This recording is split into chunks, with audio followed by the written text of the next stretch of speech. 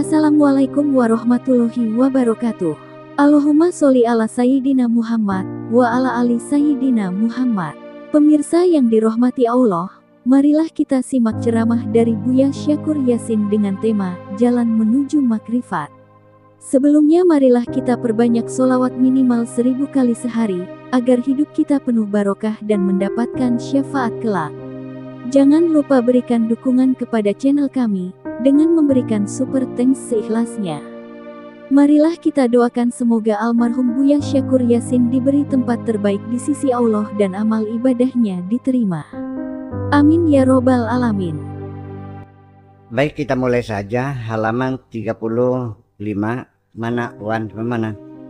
Yaqulullah ya abdu in yukhrijka ilmu, in yukhrijka lamun ngetokena ka ing sira sapa opo al ilmu anil ilmi saking ilmu, fa anta fi tariqika ila ma'rifatin, berarti kamu sedang dalam perjalanan menuju kemakrifatan. Apabila kamu telah keluar dari keilmuan, sudah tidak lagi bergantung kepada ilmu, berarti kamu sudah dalam perjalanan menuju kemakrifatan. Wa illam tadkhul bil ilmi illa fi ilmin, dan apabila kamu tidak masuk dengan ilmu illa fi ilmin, kecuali di dalam ilmu, artinya manjing metu ning sejeroning ilmu, manjing ilmu metu ilmu masih mengandalkan keilmuan, fa anta fi hijabin min ilmin, berarti engkau terhijab dari keilmuan, berarti ketutup saking ilmu. Wa muntahal ma'rifati, pungkasane kemakrifatan, di penghujung kemakrifatan kita, an yudrikal arifu hiratahu wa jahalahu amama dzatil ilahiyah, yaitu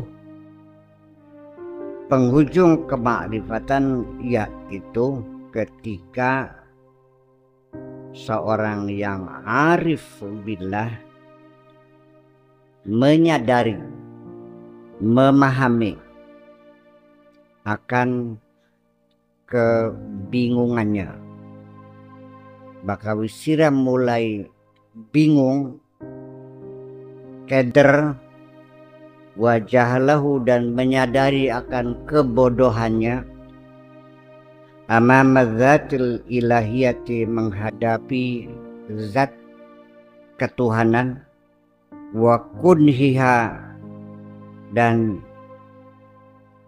hakikat ketuhanan, wa mahiyatiha, dan mahiyahnya ketuhanan sama hakikat ketuhanan, wa yakshifu annal ajza an idrakiha, dan lalu baru terungkap, baru mengerti bahwa ketidakmampuan untuk memahami hakikat ketuhanan, huwa ainu idrakiha, itulah pemahaman yang sebenarnya adalah itu.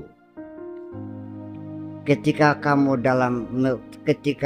sudah bingung, ketika kamu sudah sadar akan kebodohan kamu, itulah penghujung dari kemakrifatan. Entang paham lino? Ketika kamu sudah menyadari kebodohan kamu, itulah awal dari keilmuan kamu. Kita dari kecil belajar dan belajar, munggah kelas, terus munggah kelas, tuli pinter tambah pinter, alim tambah alim. Di penghujungnya kamu akan terpaksa mengatakan aku tidak tahu apa-apa. At the age you have to say I don't know anything, atau I know nothing. Kalau I know nothing mengejek. Iya. Mananya sama, tidak tahu apa-apa. Artinya bahwa dengan semakin tambahnya ilmu, di penghujungnya keilmuan kita akan di penghujung ilmu itu akhirnya kita akan menyadari ketidaktahuan kita, akan menyadari kebodohan kita. Atau dengan bahasanya Imam Ali, ulama izdada ilmi izdada jahli. Semakin tambah ilmuku, semakin tambah kebodohanku. Jadi bakal wong sing ngerasa pinter, ya pun wong sing beli pinter. Iya. Iya. Orang kalau ngerasa pinter berarti nggak pinter. Kalau orang pinter rasanya nggak pinter. Huwa ainu idrakiha wa anal jahalahuna, dan bahwasanya kebodohan di sini yang dimaksudkan bodoh di sini huwa muntahal ma'rifah. Itulah puncak dari kemakrifatan. Kebodohan di sini artinya puncak dari kemakrifatan. Setelah tahu dan banyak tahu, akhirnya dia tahu bahwa dia tidak tahu apa-apa. Oh, dia bodoh. Puncaknya ilmu ya kebodohan. Dan bodoh itu adalah ilmu. Tidak tahu adalah ilmu. Lilladzi laisa kamitslihi syai'un, bagi yang tidak ada pepadannya. Yang tidak ada pepadannya adalah Allah. Laisa kamitslihi syai'un. Di penghujungnya kita tidak tahu. Dan di penghujungnya kita mengatakan tidak seperti apa para ahli ilmu kalam, para ahli ilmu tauhid, ahli ilmu akidah. Mereka mendeskripsikan Tuhan tidak ada yang sama. Pangeran siji, penjelasannya, urayane berbeda antara satu mazhab dengan mazhab yang lain. Kenapa? Karena mereka melihatnya dari sudut pandang mereka. Ada yang kelompok rasional, ada kelompok yang tradisional, ada kelompok yang netral, ada lagi kelompok yang dalam kebimbangan, dan seterusnya. Sehingga bagaimanapun mustahil kamu bisa menjelaskan tentang Tuhan. Kenapa? Karena Tuhan tidak seperti apa untuk menerangkan gini. Ragat gini. Tuhan dalam pikiran Mu'tazilah seperti itu. Tuhan dalam pikiran Jabariyah seperti ini. Qadariyah seperti demikian. Ahli sunnah mengkenen, Syiah mengkenen, dan semuanya berbeda-beda. Kalau orang itu melihat berbeda-beda, bukan berarti bertentangan. Pasti karena melihatnya dari sudut pandang yang berbeda. Saya berulang-ulang cerita.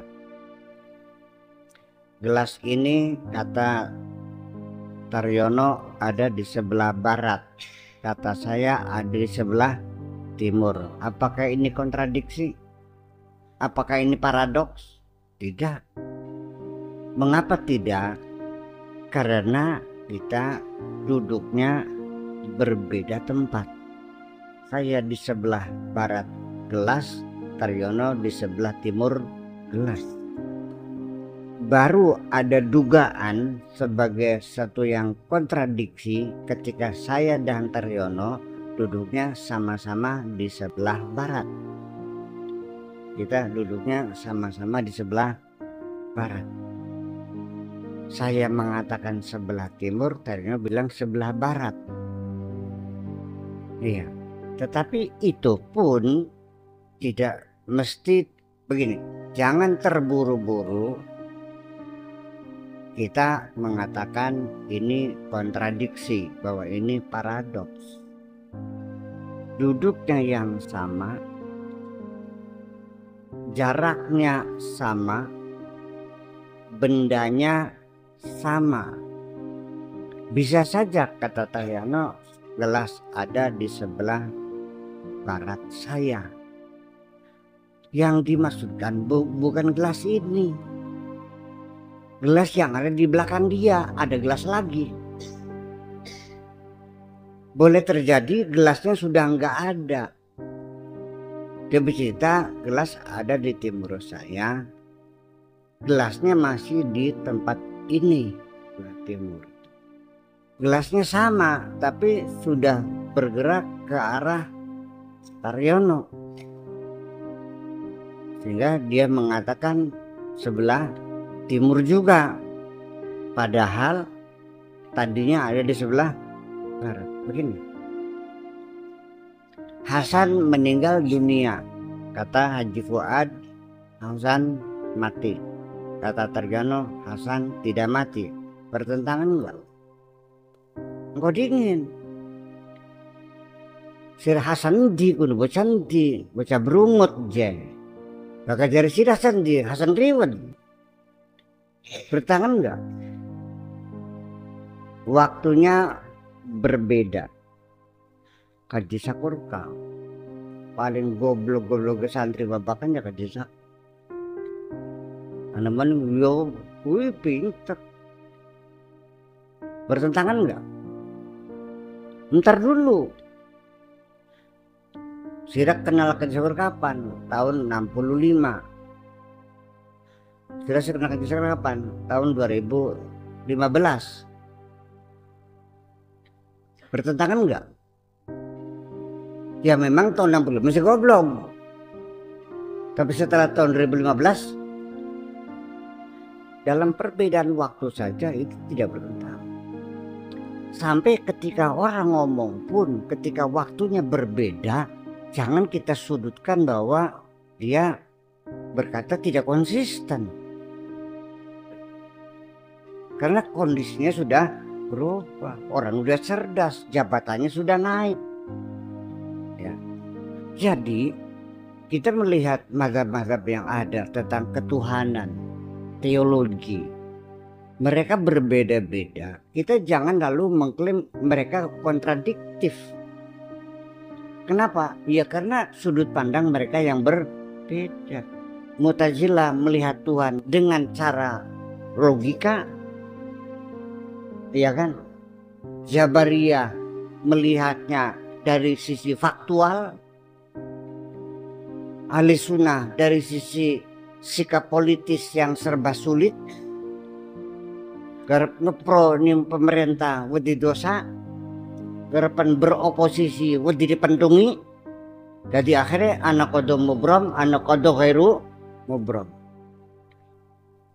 Pakai Sakur pinter, pakai Sakur beli pinter. Pinter di bidang apa? Di bidang linguistik. Sirasi beli pinter apa? Bidang oceanologi, ilmu kelautan. Goblok gaya beli apa dong? Taryono pinter, Taryono goblok, bertentangan bikin ke? Dia beli. Goblok di bidang apa? Di bidang bisnis. Pinternya di bidang cewek. Saya jangan bikin ke. Bener ya masalah aja nih. Ya semacam itu kira-kira. Kenapa mereka berbeda? Karena mereka menggambarkan, menceritakan sesuatu yang tidak seperti apa-apa. Bayangkan. Mereka menjelaskan Tuhan yang tidak seperti apa-apa. Artinya sama-sama tidak tahunya kan? Ya. Itulah makanya. Nah, ketika Anda sudah yakin Anda tidak tahu, disitulah awal kemakrifatanmu itu. Wa yaqulu sufi inna hijabal jahli hadza Seorang sufi akan mengatakan seperti ini, bahwa hijab kebodohan ini, ya, tabir kegoblokan kamu ini, huwa hijabun asid, itu adalah hijab yang tulen, hijab yang asli, itu hijab yang orsinil. Memang dari sononya si ragu goblok barangnya mah. La yahtiku anidzatil ilahiyati illa biqiyamis saati. Yang tidak bisa akan membongkar, yang akan bisa mengurai, memecah masalah anidzatil ilahiyati, tentang zat ketuhanan, illa biqiyamis saati, kecuali nanti, baru bisa ya nanti, kalau sudah kiamatnya ngadeg, kalau sudah terjadi kiamat, engkau bakal kiamat kan lebih paham. Gak masa paham masih rek, sampai tekang dengkul ke otak ya masa paham. Hinama yara al-abdu rabbahu ru'yata ainin, ketika manusia bisa melihat Tuhannya dengan pandangan mata, melihat dengan mata yang sesungguhnya, itu baru bisa terjadi kalau sudah kiamat.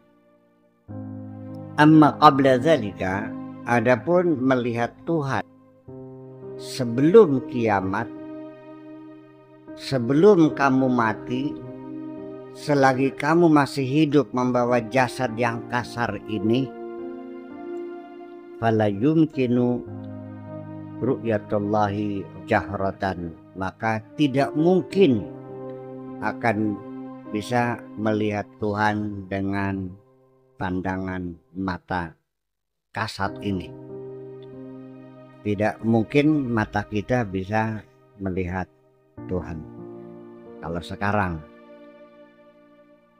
Wa kullu hadzil abdi, semua keuntungan, semua kebisaan, semua kedikjayaan yang manusia mah, selagi ning alam dunia tekangan di mentoge kedikjayaan yang manusia, selagi masih ning alam dunia, an yashhadallaha fi asarihi wa ayatihi wa hikmatihi wa tadbirihi wa daqaiki qadari.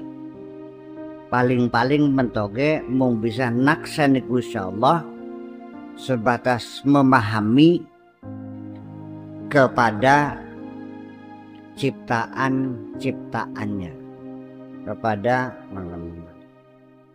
makhluk-makhluknya, fi asarihi, jejak-jejaknya Allah itu makhluk-makhluk ciptaannya ini, wa ayatihi, dan tanda-tandanya, wa hikmatihi, dan hikmahnya, wa tadbirihi, dan perencanaannya, wa daqaiki qadarihi, dan lelembute takdir Gusti Allah.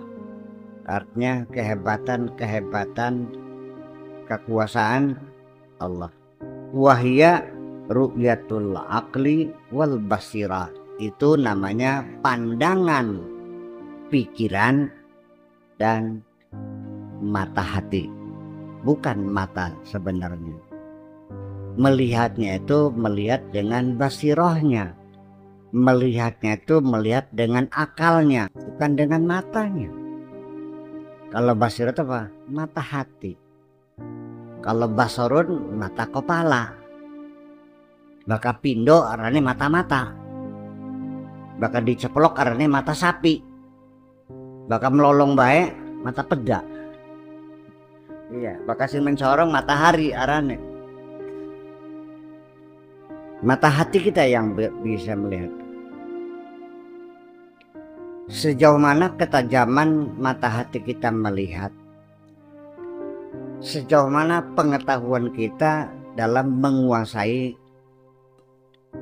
bisa menganalisa, menilai, mencatat, menghitung ciptaannya. Semakin kita mengerti tentang ciptaan Tuhan, semakin basiroh kita semakin jelas melihat Tuhan. Kamu tidak usah melihat orang yang membuat benda itu pinter atau tidak. Dari buatannya saja kita bisa mengukur sejauh apa kepintaran orang itu. Bakasirat tuku mobil nebag watu sekepal bae pelaknya meleot, reme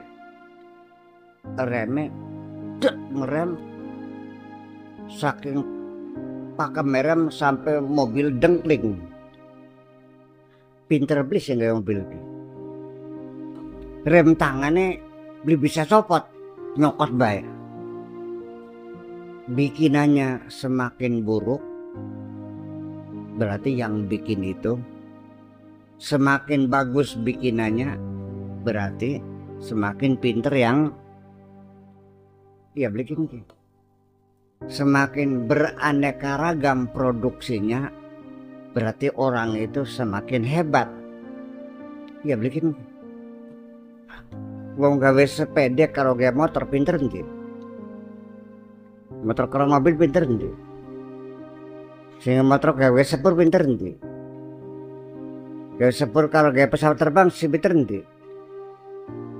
Sehingga pesawat terbang karo sing gawe matahari sampai sing pinter.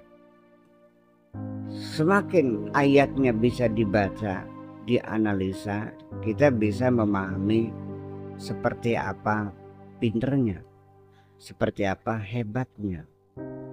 Nah, bikin kayak. Kalau kamu tidak tahu ilmu mesin, tidak tahu rancang bangun tentang kendaraan yang modern sekarang ini, bisa nggak menilai pinternya yang membuat? Oke deh, kita melihat Tuhan adalah penglihatan basiroh, bukan penglihatan mata. Melihat dengan pikirannya, melihat dengan hatinya, melalui ciptaannya. Paham dikit nggih? Semakin kita lebih banyak mempelajari ciptaannya, maka semakin banyak kita mengenali Sang Pencipta. Iya teman. Rongokan akan nggih. Ciptaan yang mana yang bisa menunjukkan hebatnya Sang Pencipta? Di sini dalam keilmuan juga, ya, yang bisa menunjukkan pinternya Sang Pencipta itu tidak kelihatan di bidang ilmu ekonomi, tidak kelihatan di bidang ilmu fikih, ilmu hukum. Paham bikin kita? Masih lebih hebat juga melihat hebatnya Sang Pencipta dari sisi ilmu kesenian. Nganter beli ilmu fisika, botani, ya kan, ilmu kosmologi, ilmu psikologi, ilmu anatomi, yang semuanya menjadi indikator-indikator yang pasti betapa hebatnya Allah. Jadi jangan menduga orang yang ahli hukum itu kenal Tuhan. Pinter nawar.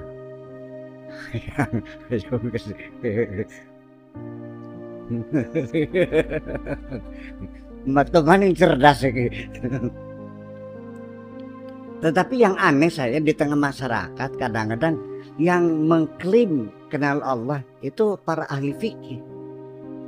Para saintis malah jarang mengklaim kenal Tuhan. Allah Ta'ala fi kitabihil aziz sanurihim ayatina fil afaqi wa fi anfusihim hatta yatabayyana lahum annahul haq. Akan kami perlihatkan tanda-tanda kebesaran Kami yang ada di dalam alam semesta, matahari, bulan, bintang, galaksi-galaksi, tata surya semuanya, dan yang ada di dalam diri mereka, sampai mereka jelas bahwa Allah itu benar dan hebat. Wis sing sedina-dina anak tamu peka tolong bangunan sempat bilang tuh,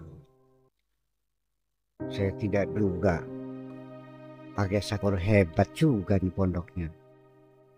Jadi ini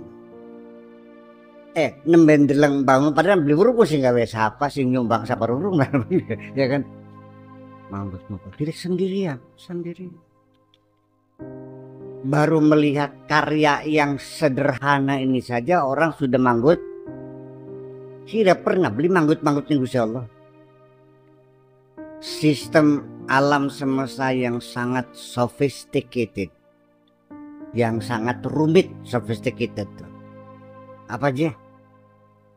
Sophisticated, yang sangat rumit sekali. Angel ngomong ika, sophisticated. Iya, ya rumit.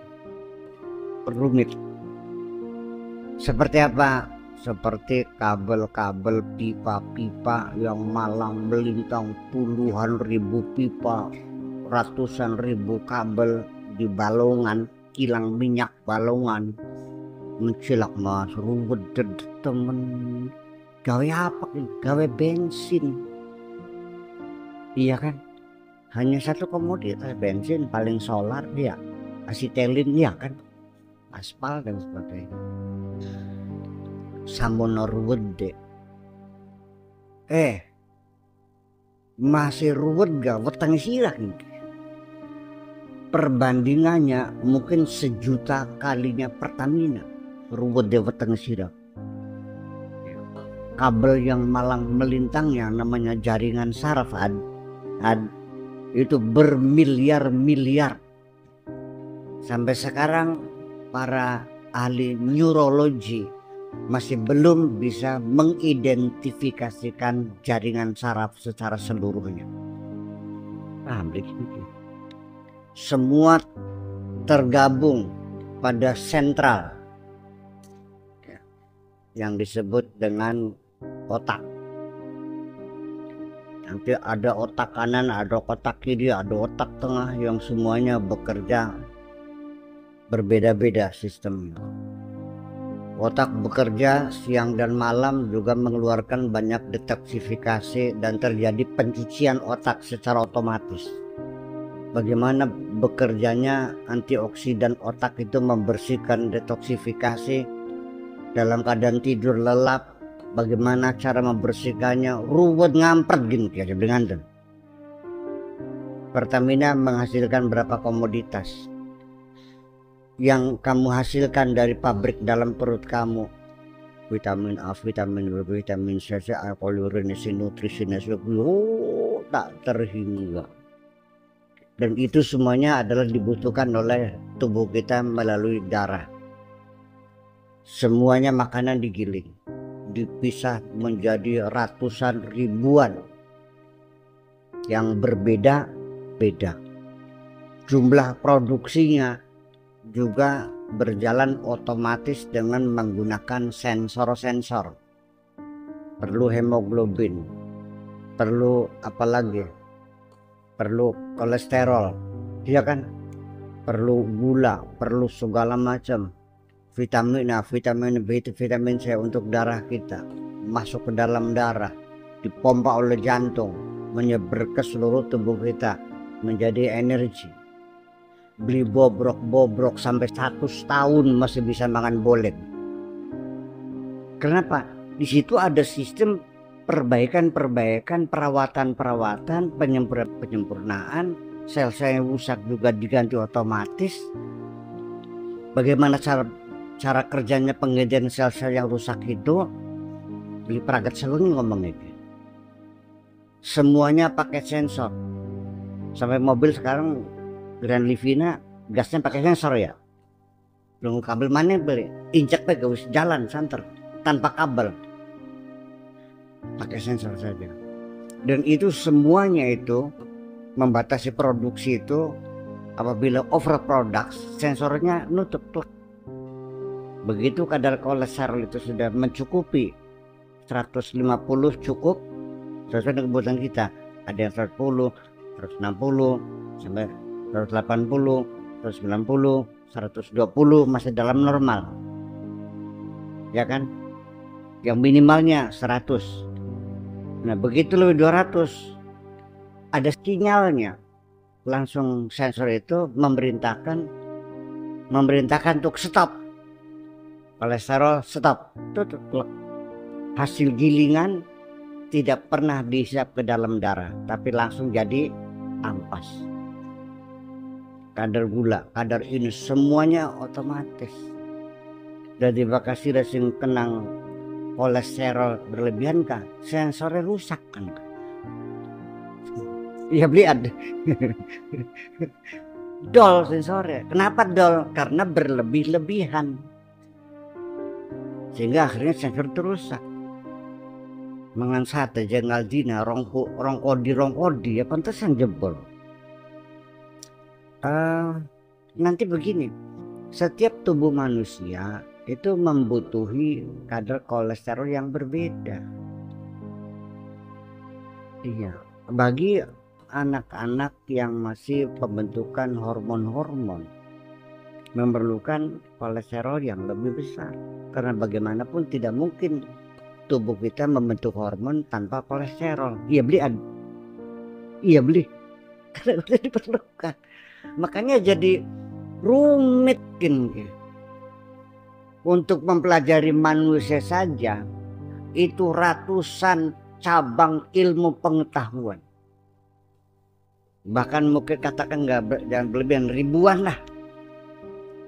Neurologi, psikologi, pedagogi, sosiologi, antropologi, sampai ya kan, sampai anatominya, sampai nutrisinya, sampai waduh. Sudah spesialis mata saja dokter spesialis. Ya. Di antara spesialis ada studi konsentrasi lagi.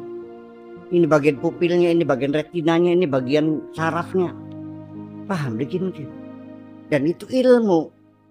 Bayangkan, yang mencipta manusia kayak apa pinternya? Apakah mungkin kita bekerja sendiri? Kita lagi menguji bahwa ru'yatullah itu ru'yatul basirah, ru'yatul akli. Melihat dengan akalnya, melihat dengan basirohnya. Dari mana? Dari kemampuan kita membaca ayat-ayatnya. Semakin kita banyak membaca ayat-ayatnya, semakin kita lebih mengenali Tuhan kita. Siapa kesalahan goblok mesti dipahami. Iya kan? Tetapi tidak menafikan orang bisa saja mencapai tingkat keyakinan yang kokoh, ya kan, tanpa melalui keilmuan. Itu adalah memang hidayah dari Allah, nggak bisa dibantahkan. Masih hebat gak Bilal kor kita ke? Hebat nih Bilal kor kita. Bilal. Si tukang ngadan kah? Si bocah gedeng kayak si lidangdang kah? Hebat nih kor kita. Hebat Bilal.